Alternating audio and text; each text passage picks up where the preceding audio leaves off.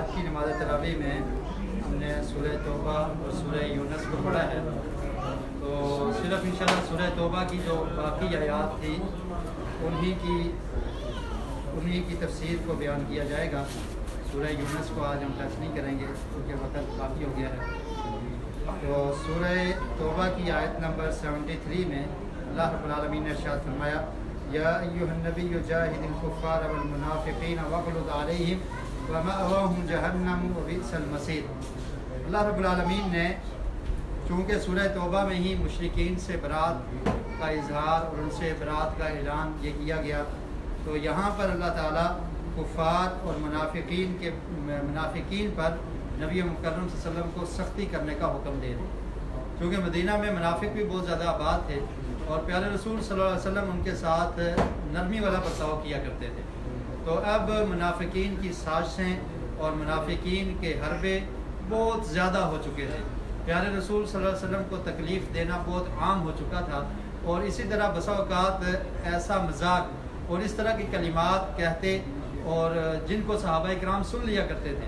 और फिर बाद में कस्में खाकर इनकार कर देते थे कि नहीं हमने ऐसा नहीं कहा।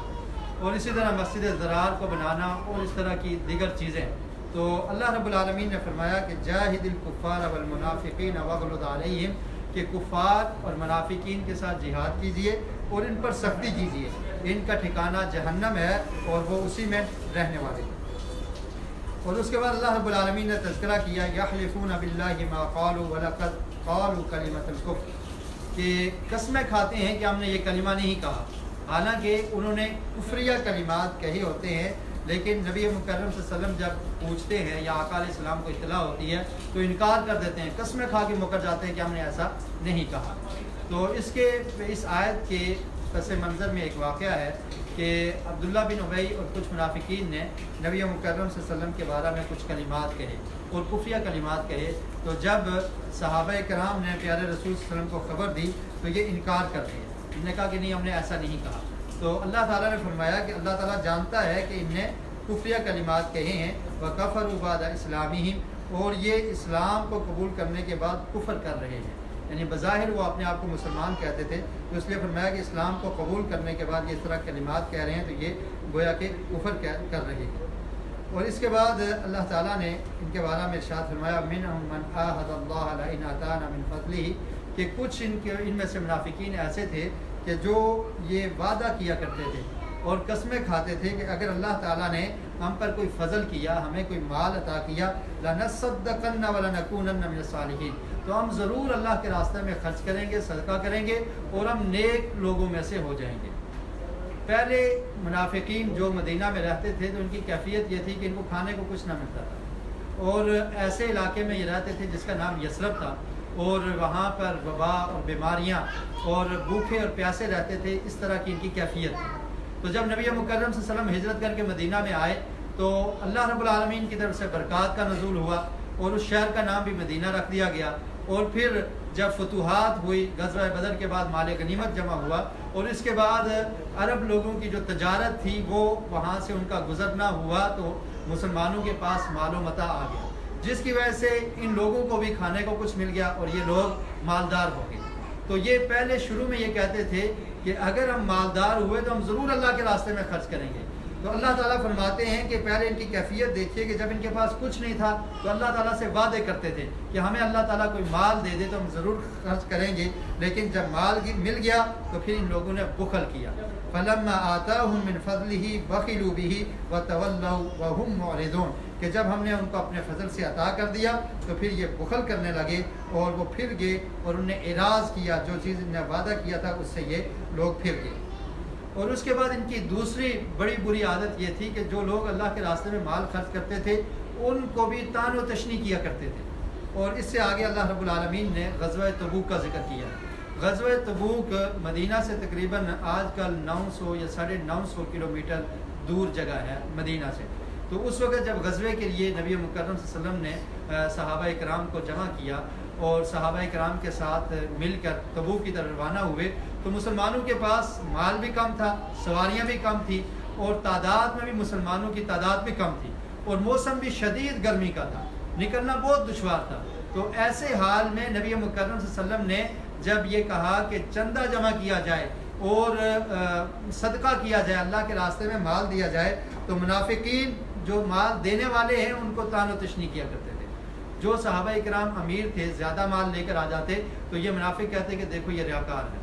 اور اگر کسی صحابی کے پاس کچھ نہ ہوتا، وہ ایک دن مزدوری کرتا، جو جمع پونجی ہوتی اس کو لا کر پیش کر دیتا، تو پھر یہ منافقین کہتے تھے کہ یہ تھوڑا سا پیسہ یا تھوڑی سی دولت یہ اللہ کو چاہیے، اس سے کیا بنے گا، اور اس طرح کی مذاقیں کیا کرتے تھے۔ تو اللہ تعالیٰ نے فرمایا الذین یلمزون المتطوعین من المؤمنین فی الصدقات، کہ وہ لوگ جو نفلی طور پہ صدقات کرتے ہیں، اللہ کے راستے میں دے رہے ہیں، تو یہ ان کو طعن و تشنیع کرتے ہیں، ان کو طعنے دیتے ہیں اور ان کو برا بھلا کہتے ہیں۔ والذین لا یجدون الا جہدہم، اور ان لوگوں کو بھی کہ جن کے پاس کچھ نہیں ہے، تھوڑا سا مال لے کے آتے ہیں، تو ان کے ساتھ بھی یہ مذاق کرتے ہیں۔ فیسخرون منہم، ان کے ساتھ مذاق کرتے ہیں۔ اللہ تعالیٰ فرماتے ہیں سخر اللہ منہم ولہم عذاب علیم، کہ اللہ بھی ان سے مذاق کرے گا اور ان کے لیے دردناک عذاب ہے۔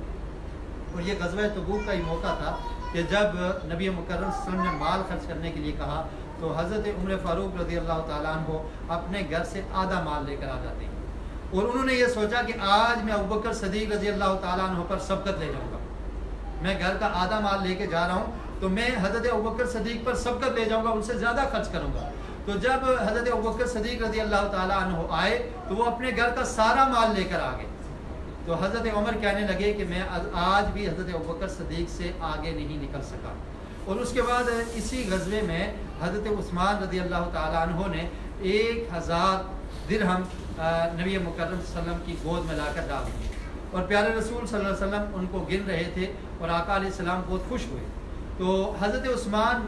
رضی اللہ تعالیٰ عنہ بہت مالدار بھی تھے، غنی بھی تھے اور تاجر بھی تھے، تو انہوں نے جب مال کو خرچ کیا، نبی مکرم صلی اللہ علیہ وسلم کو یہ درہم دیے، تو آقا علیہ السلام نے فرمایا کہ عثمان اگر آج کے بعد کوئی بھی عمل نہ کرے تو اس کے لیے یہی کافی ہے۔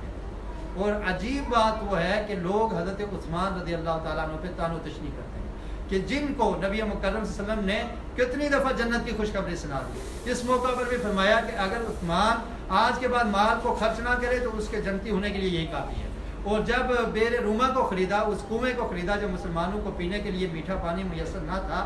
تو اس وقت بھی نبی مکرم صلی اللہ علیہ وسلم نے یہ فرمایا تھا کہ جو آدمی اس کنویں کو خریدے گا تو وہ جنت میں اس کو پانی ملے گا یا وہ جنتی ہے۔ تو اس وقت بھی انہوں نے کنویں کو خریدا۔ تو بہت زیادہ فضائل ہیں حضرت عثمان غنی رضی اللہ تعالیٰ عنہ کے، لیکن تعجب ہے کہ لوگ صحابہ کرام کے بارے میں اپنی زبان دراز کرتے ہیں یا ان کے بارے میں اس طرح کے کلمات کہتے ہیں۔ اور اس کے بعد اللہ تعالیٰ نے منافقین کا تذکرہ کرتے ہوئے فرمایا استغفر لهم او لا تستغفر لهم ان تستغفر لهم 70 مرہ فلن یغفر اللہ لهم، فرمایا کہ اگر آپ ان کے لیے استغفار کریں یا نہ کریں، اور فرمایا کہ اگر آپ 70 مرتبہ بھی استغفار کریں تو اللہ تعالیٰ اس کو معاف نہیں کرے گا۔ عبداللہ بن ابی منافق تھا، اور اس نے مسلمانوں سے بڑی عداوت دل میں رکھی ہوئی تھی، بظاہر یہ مسلمان بنا ہوا تھا۔ تو جب یہ فوت ہوا تو ان کا بیٹا جو صحابی رسول تھا، تو وہ نبی مکرم صلی اللہ علیہ وسلم کے پاس آیا اور آ کر کہنے لگا کہ اللہ کے رسول آپ اپنی قمیض مبارک مجھے دے دیں کہ تاکہ اس سے میں اپنے والد کو کفن پہناؤں، ممکن ہے کہ جہنم کی آگ سے بچ جائے، اور پھر آپ اس کا جنازہ بھی پڑھا دیں۔ تو نبی مکرم صلی اللہ علیہ وسلم بہت رقیق القلب تھے۔ آقا علیہ السلام جنازے کے لیے چلے گئے تو حضرت عمر بن خطاب رضی اللہ تعالیٰ عنہ نے فرمایا کہ اللہ کے رسول یہ اللہ کا دشمن ہے، یا اللہ تعالیٰ نے آپ کو اس کا جنازہ پڑھانے سے منع نہیں کیا؟ تو پیارے رسول صلی اللہ علیہ وسلم نے فرمایا کہ اللہ تعالیٰ نے مجھے اختیار دیا ہے استغفر لهم او لا تستغفر لهم، کہ آپ اس کے لیے استغفار کریں یا نہ کریں، تو مجھے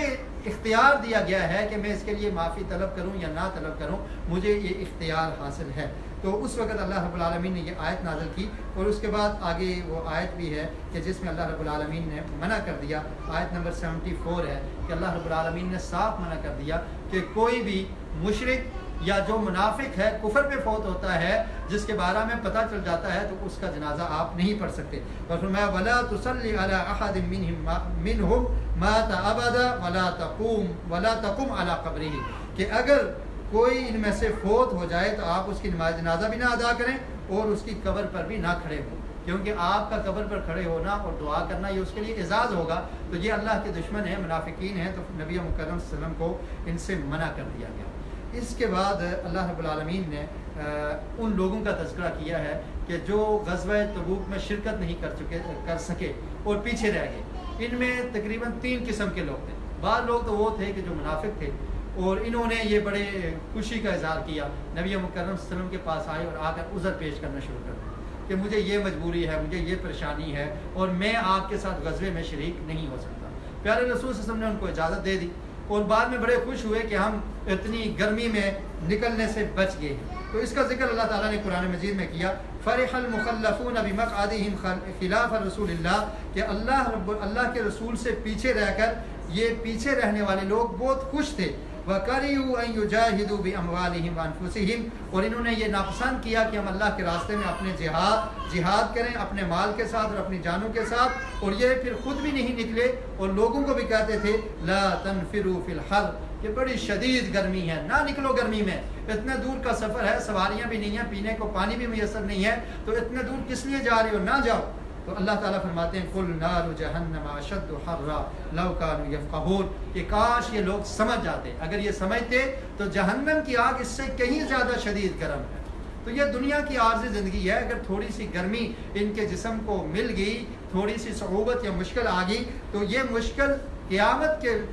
سامنے اس کی کوئی حیثیت نہیں ہے. اور نبی مکرم صلی اللہ علیہ وسلم کا فرمان بھی ہے کہ دنیا میں ایسا انسان جس کو بہت زیادہ نعمتیں ملی ہوں گی, قیامت کے دن اللہ تعالیٰ اس کو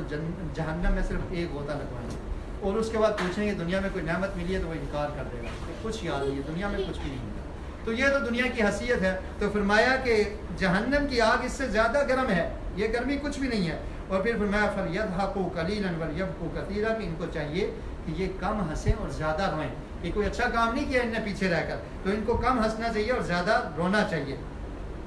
اور اس کے بعد کچھ ایسے لوگوں کا ذکر ہے کہ جو لوگ جن کے پاس حقیقت میں مال و دولت نہ تھا اور وہ جا نہ سکے غزوہ تبوک میں, اور ان کے عذر بھی تھے, ان میں مثلا کوئی نبینا تھا, کوئی ٹانگوں سے لنگڑا تھا یا کچھ مریض تھے, تو ان کو اللہ رب العالمین نے ان کا عذر قبول کیا اور ان کو اجازت دی کہ ٹھیک ہے وہ اگر رہ گئے ہیں تو اللہ تعالیٰ ان کو معاف کرتا ہے. تو اس کا ذکر اللہ تعالیٰ نے کیا کہ لیس علی الضعفاء وعلی المرضى وعلی الذین لا یجدون ما ينفقون حرج, کہ وہ لوگ جو ضعفاء ہیں, کمزور ہیں, جو مریض ہیں اور جن کے پاس مال نہیں تھا, تو وہ اگر غزوے سے یا اس غزوے سے پیچھے رہ گئے تو ان میں ان کا کوئی حرج نہیں ہے. اور اس کے بعد جب نبی مکرم صلی اللہ علیہ وسلم واپس آئے تو پھر بھی کچھ لوگ عذر پیش کرنے کے لیے جمع ہوئے کہ ہم اللہ کے رسول اس لیے نہیں گئے تھے, اس لیے نہیں گئے تھے, اور یہ ہماری پرابلم تھی, اس لیے آپ کے ساتھ غزوہ تبوک میں شرکت نہ کر سکے. تو اللہ تعالیٰ نے فرمایا یعتذرون الیکم اذا رجعتم الیہم, تو نبی مکرم صلی اللہ علیہ وسلم بیٹھ گئے ان کے لیے اور ان کے عذر سنتے رہے, اور جو بھی عذر بیان کرتا تھا اس کو قبول کر لیتے تھے. اور اللہ رب العالمین نے فرمایا کہ قل لا تعتذروا لن نؤمن لكم قد نبأنا الله من اخباركم, کیا پیارے رسول ان سے کہہ دیجئے کہ اب بہانے نہ بناؤ, عذر نہ پیش کرو, تم تو ایمان ہی نہ لائے تھے, تم منافق تھے. قد نبأنا الله من اخباركم, اللہ رب العالمین نے مجھے تمہارے بارے میں خبر دے دی کہ تم کس وجہ سے نہیں نکلے. وَسَيَرَى اللَّهُ عَمَلَكُمْ وَرَسُولُهُ, اور ان قریب اللہ تعالیٰ تمہارے اعمال کو دیکھ لے گا. ابھی بہت وقت ہے, اس میں نہیں شریک ہو سکے, اس کے بعد غزوات ہیں, دیکھ لیا جائے گا کہ تم کتنے ایک مخلص ہو, اور رسول بھی جان لیں گے تمہارے اعمال کو. اور پھر اس کے بعد ایک ایسی ہستی کی طرف تمہیں لوٹایا جائے گا, عالم الغیب والشہادہ, جس کے سامنے عذر پیش کرنے کی کوئی ضرورت ہی نہیں ہے, وہ غیب کو بھی جانتا ہے اور حاضر کو بھی جانتا ہے. فَيُنَبِّئُكُم بِمَا كُنتُمْ تَعْمَلُونَ, اور پھر وہ خبر دے گا کہ جو کچھ تم کرتوت کیا کرتے تھے اور جو تمہارے اعمال تھے ان تمام کے بارے میں اللہ تعالیٰ تمہیں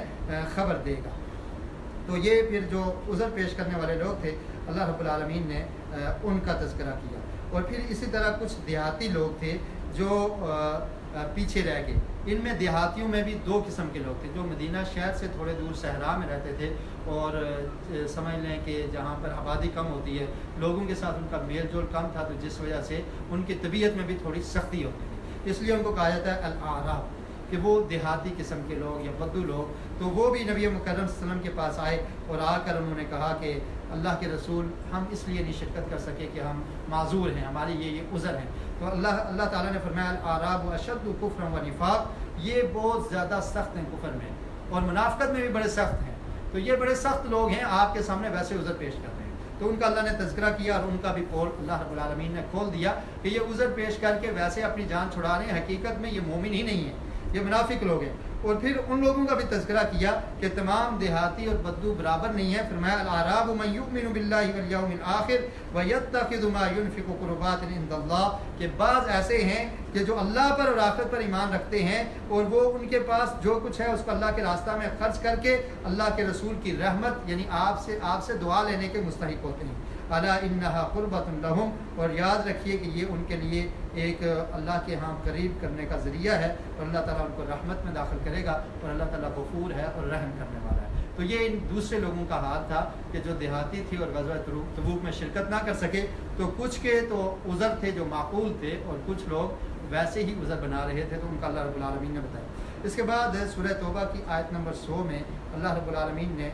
مدینہ میں جو لوگ مسلمان تھے ان کا تذکرہ کیا کہ وہ لوگ اور ان کی کیفیت کیا ہے اور کس طرح سے ایمان ان کے دلوں میں گھر کر چکا ہے اور اللہ کے لیے اپنا سب کچھ قربان کرنے کے لیے تیار ہیں. فرمایا والسابقون الاولون من المہاجرین والانصار والذین اتبعوهم باحسان رضی اللہ عنہم ورضوا عنہ وأعد لهم جنات تجری تحتها الانہار خالدین فیہا ابدا ذلک الفوز العظیم. فرمایا کہ وہ سبقت لے جانے والے پہلے،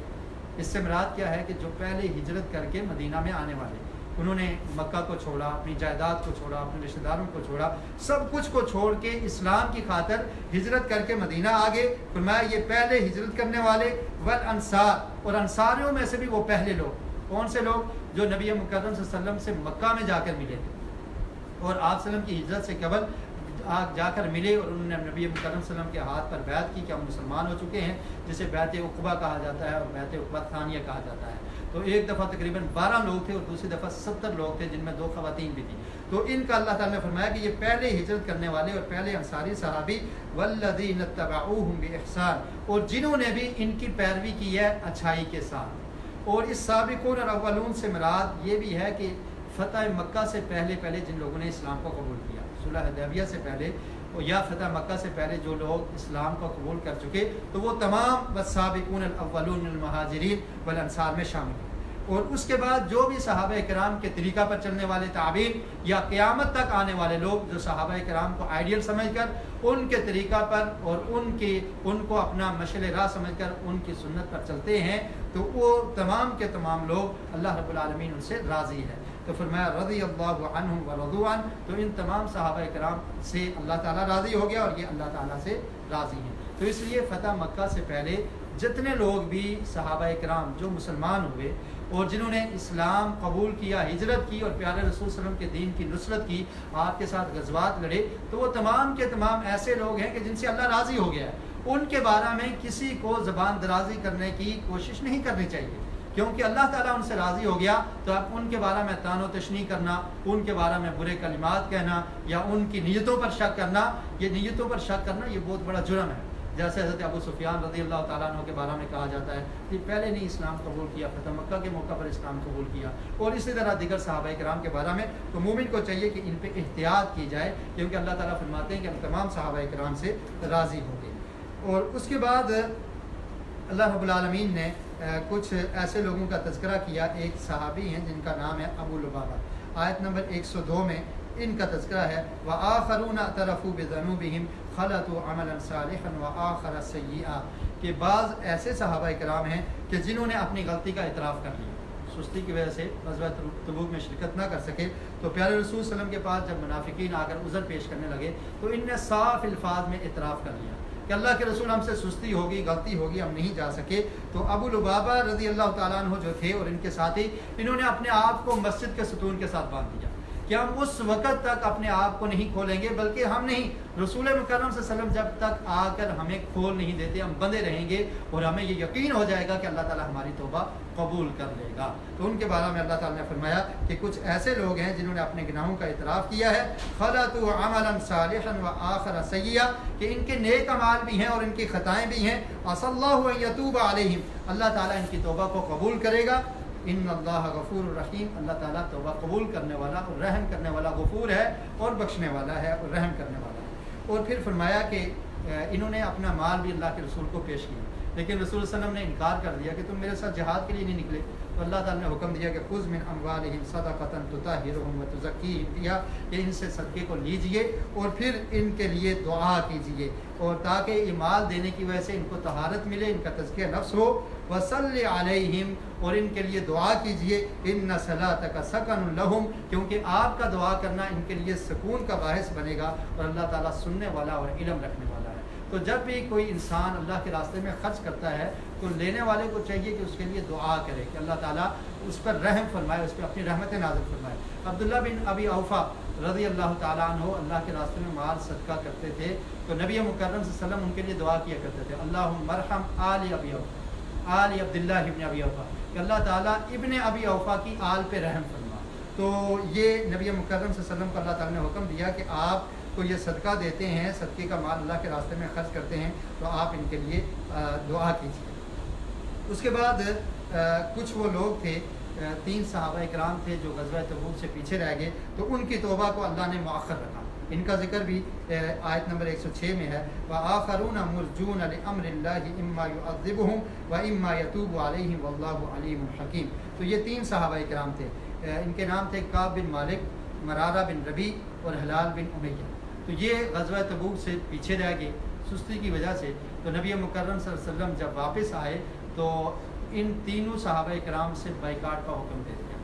کہ جب تک اللہ رب العالمین ان کے بارے میں کوئی فیصلہ نہیں کرتے تو ان سے کلام نہیں کرنا۔ 40 دن تک ایسا رہا، صحابہ کرام ان سے کلام بھی نہیں کرتے تھے، کوئی ان سے لیتا اور دیتا کچھ بھی نہیں، اور یہ خود بھی پریشان تھے اس حال میں کہ ہمارے لیے زمین کھلی ہونے کے باوجود تنگ ہو گئی ہے۔ اور 40 دن کے بعد نبی مکرم صلی اللہ علیہ وسلم نے یہ حکم دیا کہ یہ اپنی بیویوں کے پاس بھی نہیں جا سکتے، علیحدگی اختیار کریں۔ پھر 50 دن کے بعد اللہ رب العالمین نے وحی نازل کی اور ان کی توبہ کو اللہ تعالیٰ نے قبول کیا، اور اس کے بعد پھر ان کو حکم ہوا کہ ان کی توبہ قبول کر لی گئی۔ اس کے بعد اللہ رب العالمین نے ایک مسجد کا ذکر کیا ہے جو منافقین نے تیار کی تھی، والذین اتخذوا مسجدا ضرارا وکفرا وتفریقا بین المؤمنین۔ مسجد ضرار یہ مسجد قباء کے بالکل قریب بنائی گئی تھی۔ مسجد قباء آج بھی موجود ہے، لیکن مسجد ضرار کے نشانات نہیں ہیں کیونکہ اس کو اسی وقت گرا دیا گیا تھا۔ تو اس کو بنانے کا مقصد منافقین کا یہ تھا کہ منافقین یہ چاہتے تھے کہ ہم کسی جگہ پر جمع ہو کر مسلمانوں کے خلاف پلاننگ کریں۔ مسلمانوں کے اندر رہتے ہیں تو ان کی باتیں جو ہیں ان تک پہنچ جاتی ہیں، لہذا ایک علیحدہ جگہ ہو جہاں پر بیٹھ کے ہم میٹنگ کیا کریں۔ اور ان میں ایک آدمی تھا جس کا نام تھا ابو عامر راہب، یہ عیسائی ہو کر ہرقل کے پاس چلا گیا تھا اور وہاں سے ہو کر مسلمانوں کی مخالفت کے لیے پلاننگ کرتا تھا۔ تو اس کے ساتھی جو مدینہ میں منافقین کی صورت میں موجود تھے، تو ان کو کہا گیا کہ یہاں پر ایک مسجد تعمیر کی جائے جس کو مسجد ضرار کہا جاتا ہے، تو انہوں نے مسجد تعمیر کی۔ اور آپ دیکھیے کہ یہ اسلام میں کوئی یعنی جو رشتہ داری ہے یا جس طرح کہتے ہیں کنبہ پروری، تو اس کی کوئی حیثیت نہیں ہے۔ یہ جو ابو عامر راہب ہے تو یہ عیسائی ہو گیا تھا، اور ان کا بیٹا جو ہے ان کا نام غسیل الملائکہ ان کو کہا جاتا ہے، حنظلہ رضی اللہ تعالیٰ عنہ، جن کو فرشتوں نے آ کر غسل دیا تھا۔ غزوہ احد میں غالباً یہ شہید ہوئے ہیں اور فرشتوں نے آ کر ان کو غسل دیا تھا، اور نبی مکرم صلی اللہ علیہ وسلم نے فرمایا کہ حنظلہ غسیل الملائکہ ہے، فرشتے اس کو غسل دینے کے لیے اترے ہیں۔ تو ان کا والد تھا جس کا نام تھا ابو عامر، تو یہ منافقین کے ساتھ مل کر تو عیسائی ہو گیا تھا، اور پھر منافقین کے ساتھ مل کر مسلمانوں کے لیے پلاننگ کیا کرتے تھے۔ تو یہی ان کی ایک پلاننگ تھی کہ ایک جگہ بنائی جائے، مسجد بنائی جائے۔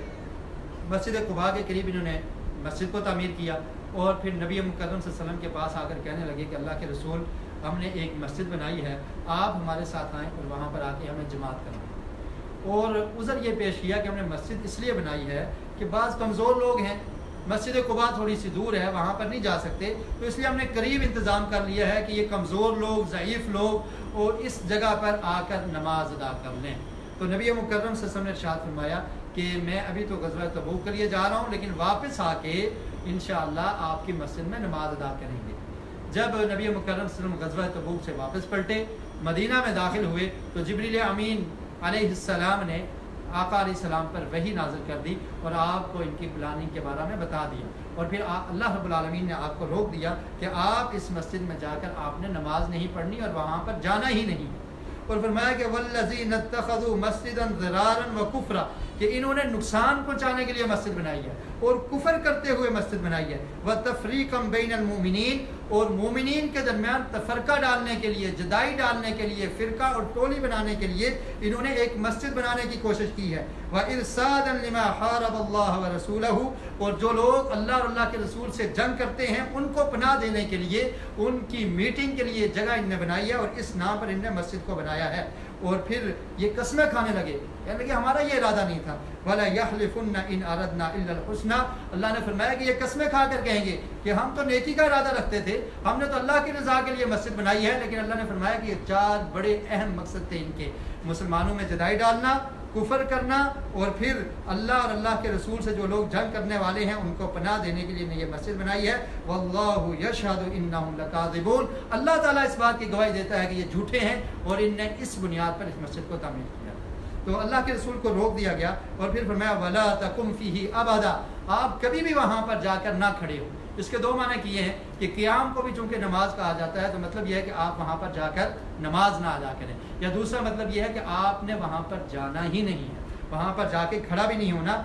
نہ نماز پڑھنی ہے اور کھڑا بھی نہیں ہونا، وہاں پر نہیں جانا۔ اور پھر فرمایا لمسجد اسس علی التقوی من اول یوم احق ان تقوم فیہ، کہ آپ کا زیادہ حق یہ ہے کہ آپ مسجد قباء میں کھڑے ہوں، کیونکہ وہ مسجد کیسی ہے؟ اسس علی التقوی، کہ جس کی بنیاد تقوی پہ رکھی گئی ہے۔ تو اس لیے ضروری ہے کہ مسجد یا کسی دینی ادارے کا افتتاح کیا جائے تو تقوی کی بنیاد ہو۔ کوئی کسی ٹولی کی طرف، کسی فرقے کی طرف، یا کسی اپنی خواہش کے مطابق، یا کسی سے جذبے میں آگے کسی سے لڑائی کرتے ہوئے، تو یہ تمام مقاصد پھر وہ تقوی والا مقصد نہیں رہے گا، اور پھر وہ اخلاص نہیں رہے گا، پھر اللہ تعالیٰ کی طرف سے برکت نہیں نازل ہوگی۔ تو مسجد کی بنیاد ہونی چاہیے تقوی کی بنیاد پر۔ تو اللہ تعالیٰ نے فرمایا کہ اس مسجد میں آپ کھڑے ہوں جس کی بنیاد تقوی پہ رکھی گئی ہے، من اول یوم، پہلے دن سے، احق ان تقوم فیہ، کہ آپ اس میں کھڑے ہوں، فیہ رجال یحبون ان یتطہروا، اس میں ایسے لوگ ہیں جو پاکیزگی کو پسند کرتے ہیں، اور اللہ تعالیٰ بھی پاک رہنے والے لوگوں سے محبت کرتا ہے۔ تو کون سی مسجد ہے جس کی بنیاد تقوی پہ رکھی گئی؟ اس میں 2 قول ہیں اور دونوں ہی درست ہیں۔ پہلی بات یہ ہے کہ قرآن مجید کے سیاق سے یہ پتہ چلتا ہے کہ اس سے مراد مسجد قباء ہے، اور مسجد قباء کی تعمیر اور اس کی بنیاد بھی تقوی پر رکھی گئی تھی، کیونکہ نبی مکرم صلی اللہ علیہ وسلم جب ہجرت کر کے مدینہ پہنچے تو یہاں پر بنی عوف کے لوگ رہتے تھے، تو آقا علیہ السلام سب سے پہلے اس بستی میں ٹھہرے تھے جس بستی کا نام قباء تھا، اور پھر وہاں پر پیارے رسول صلی اللہ علیہ وسلم نے مسجد تعمیر کی۔ تو 10 دن تک یا 10 دن سے زیادہ نبی مکرم صلی اللہ علیہ وسلم نے وہاں پر قیام کیا، اور اس کے بعد پھر مدینہ کی طرف چل دیے اور جا کر اونٹنی اس جگہ پر بیٹھی جہاں پر سہل اور سہیل 2 یتیم بچے تھے، ان کی زمین تھی۔ تو اس مسجد کی بنیاد بھی تقوی پر رکھی گئی، اور دوسری مسجد جو مسجد نبوی ہے اس کے بارے میں نبی مکرم صلی اللہ علیہ وسلم نے فرمایا کہ اس کی بنیاد بھی تقوی پر رکھی گئی ہے۔ تو دونوں مسجدوں کی بنیاد بھی تقوی پر رکھی گئی ہے۔ تو اللہ تعالیٰ نے فرمایا کہ آپ ان مسجدوں میں کھڑے ہوں، اور یہ جو مسجد ان نے بنائی ہے جس کا نام مسجد ضرار ہے، تو اس میں آپ کھڑے نہ ہوں۔ اور اس کے بعد اللہ رب العالمین نے آیت نمبر 11 میں مومنین کا تذکرہ کیا، فرمایا ان اللہ اشتری من المؤمنین انفسهم واموالهم بان لهم الجنہ، کہ اللہ تعالیٰ نے مومنین سے سودا کر لیا ہے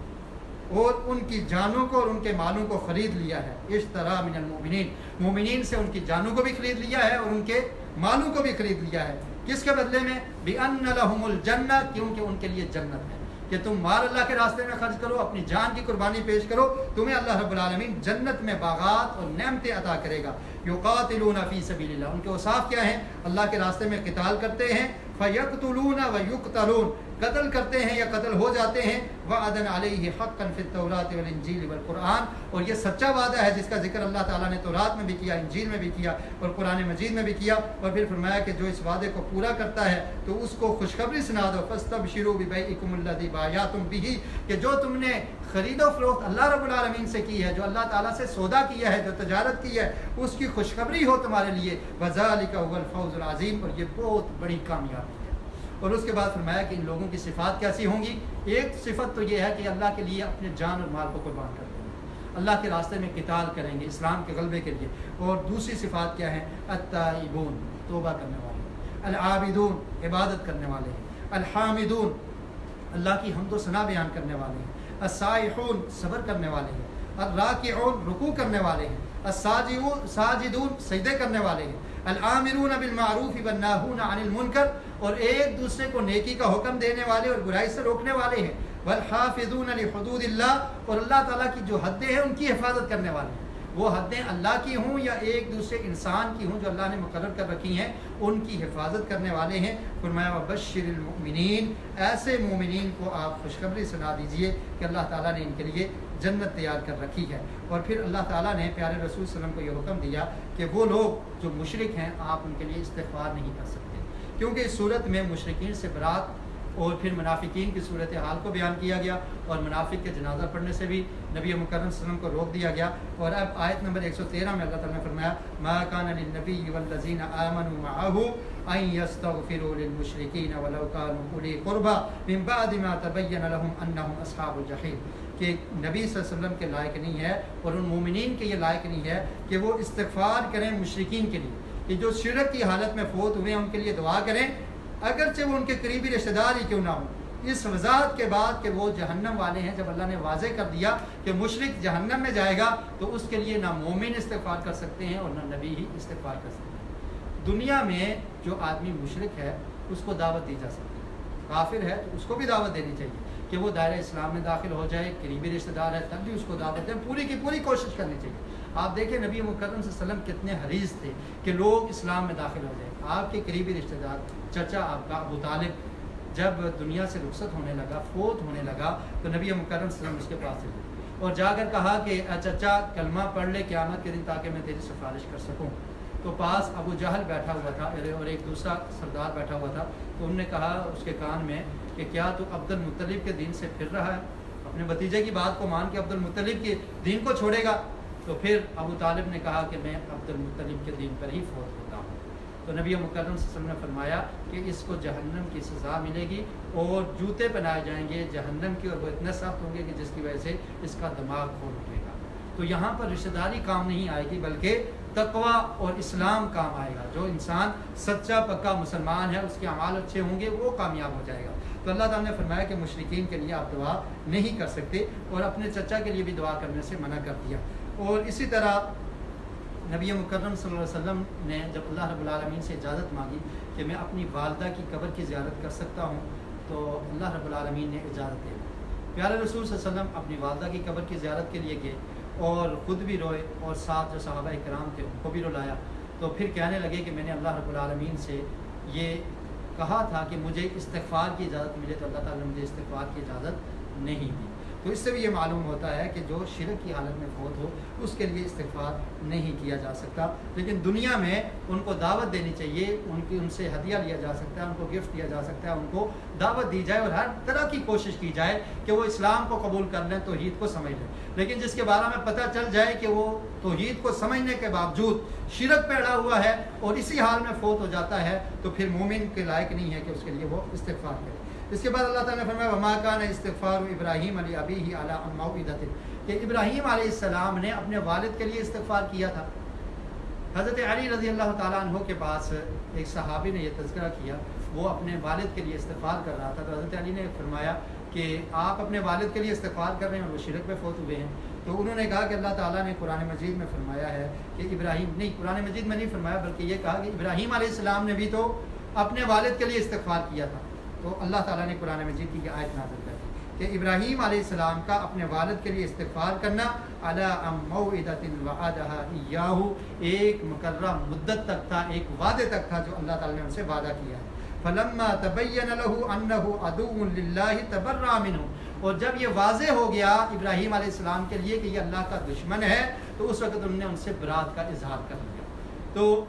جب ابراہیم علیہ السلام نے اپنے والد کو دعوت دی توحید کی دعوت، تو ان کے والد نے ان کو گھر سے نکال دیا۔ تو اس وقت ابراہیم علیہ السلام نے یہ کہا تھا کہ میں آپ کے لیے اپنے رب سے استغفار کروں گا جب تک مجھے روکا نہیں گیا۔ تو پھر وہ استغفار کرتے رہے، اور قیامت کے دن بھی ابراہیم علیہ السلام یہ کہیں گے، یہ صحیح مسلم میں حدیث ہے کہ نبی مکرم صلی اللہ علیہ وسلم نے فرمایا کہ ابراہیم علیہ السلام کہیں گے کہ اللہ تعالیٰ یہ میرے لیے بہت بڑی رسوائی ہے کہ میرا والد جہنم میں جائے۔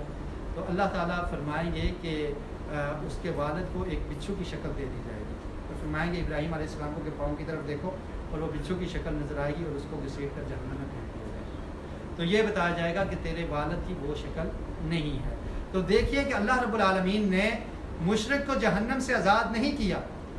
بلکہ اس کو جہنم میں ہی رکھا، شکل چینج کر دی، لیکن پھر بھی جہنم سے نکالا نہیں۔ اور ابراہیم علیہ السلام اللہ کے خلیل تھے. تو ابراہیم علیہ السلام کی جو اللہ سے محبت تھی, اللہ کے خلیل تھے, تو اللہ کا دشمن اور اللہ کی محبت ایک دن میں جمع نہیں ہو سکتی. تو اس لیے اللہ رب العالمین نے فرمایا فلما تبین له, جب ابراہیم کے لیے واضح ہو گیا کہ انہ عدو للہ, کہ وہ شرک کر کے اللہ کا دشمن ہے, تبرأ منہ, تو ابراہیم علیہ السلام نے اس سے برات کا اظہار کر دیا. ان ابراہیم لأواہ حلیم, کیونکہ ابراہیم علیہ السلام حلم والے ہیں اور بہت ہی زیادہ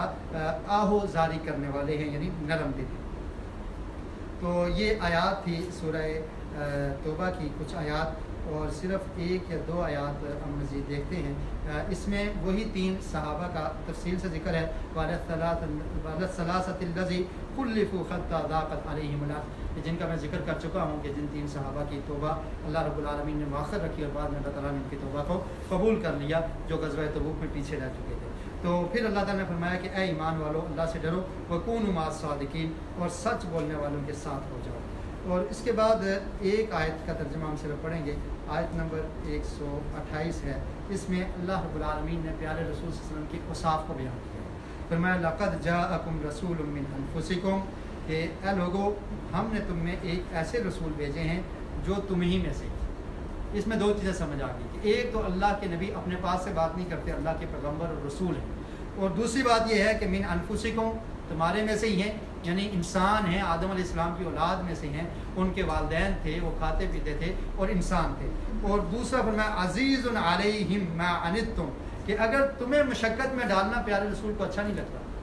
وہ اس چیز کو برداشت ہی نہیں کرتے کہ تم پر کوئی مشقت آئے. حریص علیکم, بڑے حریص ہیں اور بڑے نرم دل ہیں تمہارے لیے. بالمؤمنین رؤوف الرحیم, اور مومنوں کے لیے وہ بہت ہی زیادہ نرمی کرنے والے اور رحم کرنے والے ہیں. اور پھر فرمایا کہ اگر اتنے عظیم رسول کی بات کو تم ٹھکرا دو تو بڑے تعجب کی بات ہے کہ اتنے عظیم رسول اور اتنے نرم دل اور تمہیں مشقت میں بھی نہ ڈالنے والے, بلکہ تمہارے لیے دعائیں کرنے والے اور تمہارے لیے رونے والے ان رسول کی تم پیروی نہ کرو. فَإِن تَوَلَّوْا, اگر پھر اس کو بھی چھوڑ دو, فَقُلْ, تو پھر پیارے رسول آپ کہہ دیجئے حسبی اللہ لا الہ الا هو علیہ توکلت وہو رب العرش العظیم, کہ میں نے اسی رب پر بھروسہ کیا ہے جس کے علاوہ کوئی الہ معبود نہیں, اور میں اس پہ توکل کرتا ہوں, اور وہ عرش عظیم کا مالک ہے. دوسری صورت ہم نے سورہ یونس کی بھی تلاوت کی ہے, لیکن اس کا تذکرہ ہم نہیں کریں گے انشاءاللہ, پھر کبھی جب موقع ملا. اللہ رب العالمین سے دعا ہے کہ اللہ تعالیٰ ہمیں قرآن مجید کو سمجھنے کی اور اس پر عمل کرنے کی توفیق نصیب فرمائے.